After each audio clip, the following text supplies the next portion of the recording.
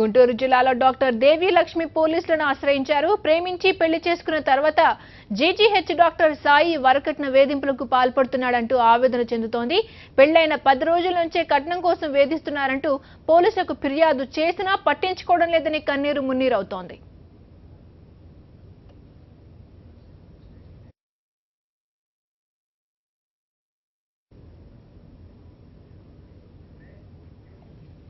బాధితురాలు డాక్టర్ దేవి లక్ష్మి ఏమన్నారో విందా.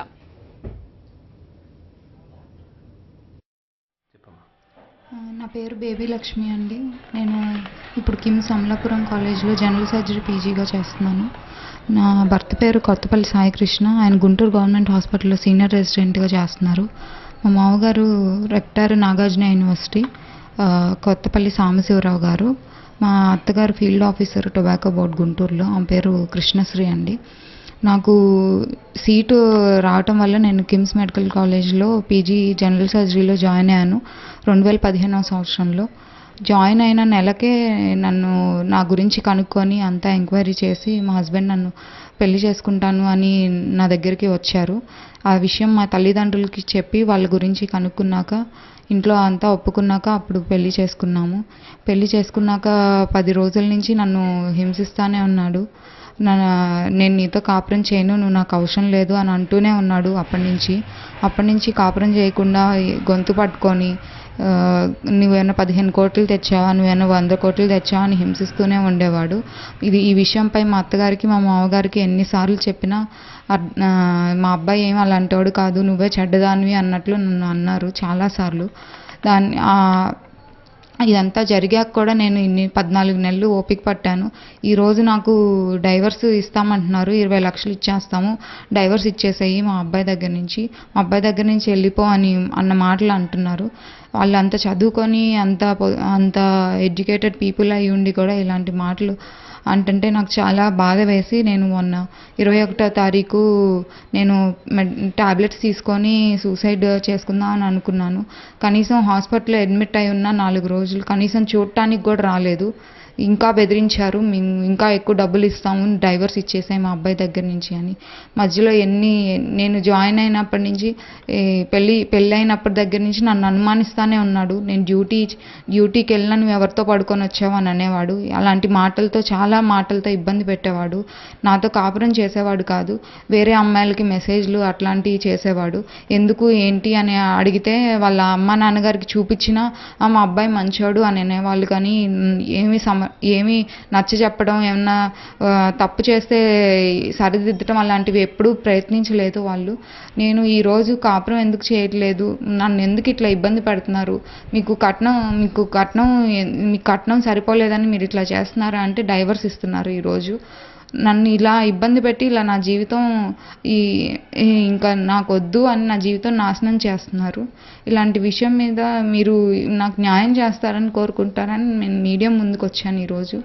రాజకీయ నాయకులు పలుకుబడి అంతా ఉంది, డబ్బులు ఉంది మాకు, మీరేం చేస్తారు, మా అబ్బాయిని ఏమీ చేయలేరు అన్న పలుకుబడితో కంప్లైంట్ ఇచ్చినా తగిన న్యాయం జరగట్లేదు. నాకు ఎమ్మెల్యేలు తెలుసు, వాళ్ళ అమ్మాయిల సంబంధాలు వచ్చినాయి కానీ చేసుకోలేదు అని ప్రతిసారి ఇలా మానసికంగా ఇబ్బంది పెట్టేవాళ్ళు. ఏదన్నా అడిగితే గట్టిగా మాట్లాడితే గొంతు పట్టుకునేవాళ్ళు.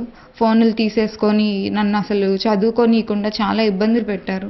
వీటన్నిటినీ ఓర్చుకొని 14 నెలలు ఉన్నా కూడా నాకు ఈరోజు డైవర్స్ ఇస్తాను అంటున్నారు. నా జీవితాన్ని ఇలా అర్ధాంతరంగా ఇట్లా చేయాలనుకుంటున్నారు. వీటన్నిటికీ మీరు తగిన న్యాయం చేస్తారని కోరుకుంటున్నాను. అందరినీ, పోలీసు వారిని, ఎమ్మెల్యేలని, సీఎం గారిని అందరినీ నేను కోరుకుంటున్నాను దీనికి. మ్యారేజ్ ఎప్పుడైంది? నాకు మ్యారేజ్ అయ్యి నవంబర్ 14, 2015లో మ్యారేజ్ అయిందండి. పెళ్ళాక 10 రోజులు కూడా సరిగ్గా లేడండి. 10 రోజుల నుంచే నువ్వు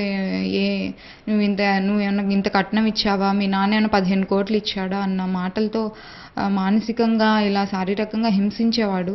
అన్నీ నేను ఎప్పుడు బయటపడకుండా నేను 14 నెలలు నాలోనే కుమిలిపోయాను. నా తల్లిదండ్రులు నన్ను ఏం చేసినా, తల్లిదండ్రులు చంపినా కూడా తల్లిదండ్రులు వచ్చి అడగటానికి వాళ్ళకి హక్కు లేదని మాట్లాడేవాళ్ళు. వాళ్ళ అమ్మ కానీ నాన్న కానీ, ముఖ్యంగా వాళ్ళ అమ్మగారు. మా అమ్మాయికి మీ అమ్మాయికి ఏం జరిగినా మీరు పెళ్ళాక అడగకూడదు అనే మాటలతో ఇబ్బంది పెట్టేవాళ్ళు మమ్మల్ని. మానసికంగా చాలాసార్లు ఇట్లానే మాట్లాడారు వారు. వాళ్ళ అబ్బాయి ఏం చేసినా అన్నీ ఆమెకు చూపించినా కూడా మా అబ్బాయి తప్పులేదు అని మాట్లాడేవాళ్ళు. తప్పుకొని నువ్వు తప్పుడు దానివే అన్నట్టు మాట్లాడేవాళ్ళు. అయిన తర్వాత ఏమో ఈ హనీమూన్కి ఇట్లాంటివి అడిగితే ఇకపోయేసరికి పాపను 15 కోటి కూతుళ్ళు ఇస్తామన్నారని, పలానా ఎమ్మెల్యే కూతురని కూడా పేరు చెప్పారు. కానీ ఈరోజు మనం బయట అనకూడదని ఊరుకుంటున్నాం. నా పేరు వాణి అండి. నాకు ఒక బాబు ఒక పాప అండి. పాప MBBS NRIలో చదివింది. చిన్నప్పటి నుంచి కష్టపడి చదివేది.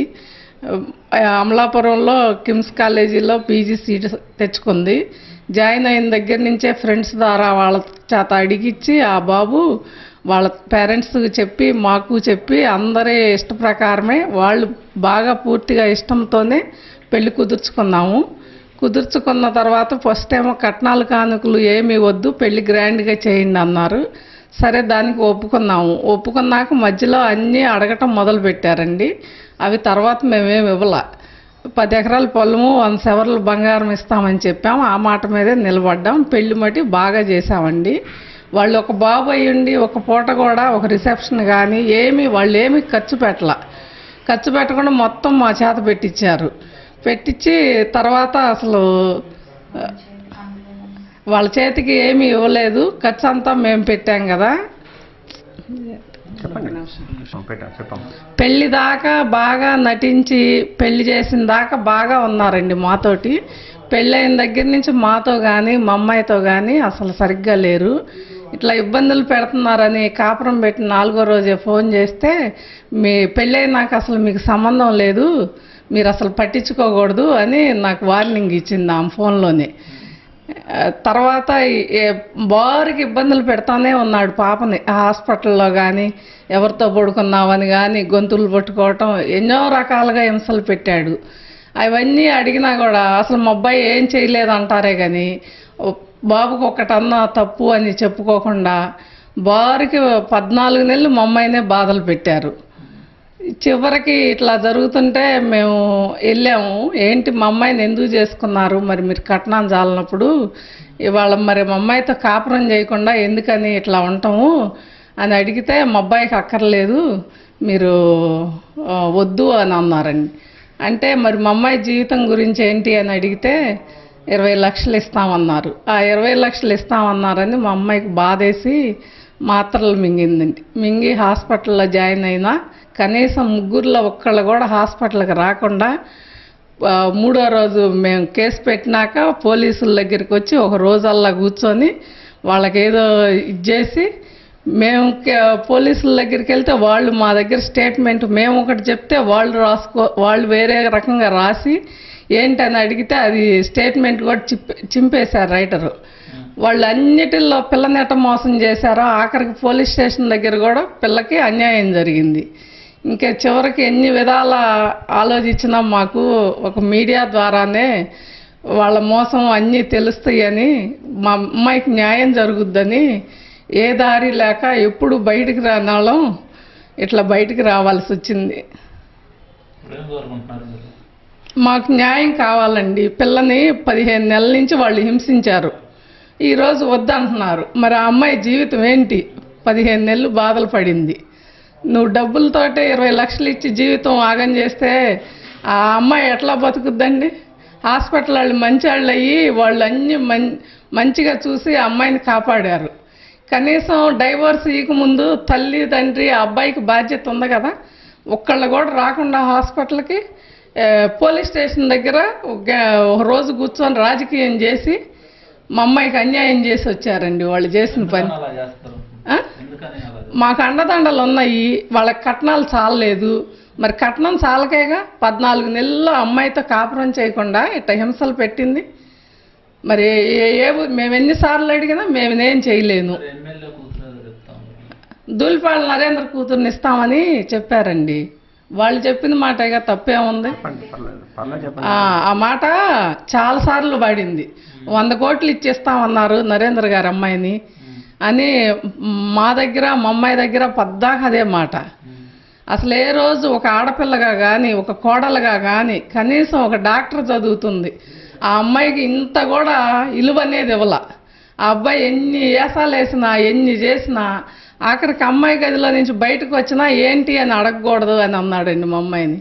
నన్ను కూడా అమలాపురం పిలిచి చాలా మోసం చేసి గిచ్చటాలు గొంతు పట్టుకోవటాలు చాలా నేను కళ్ళారా కూడా చూశాను.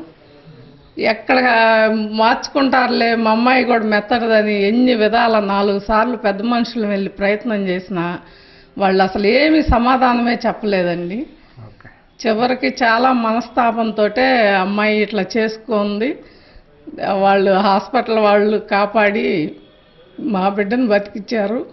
కానీ వాళ్ళకేమి కనికరం అంటూ లేదండి.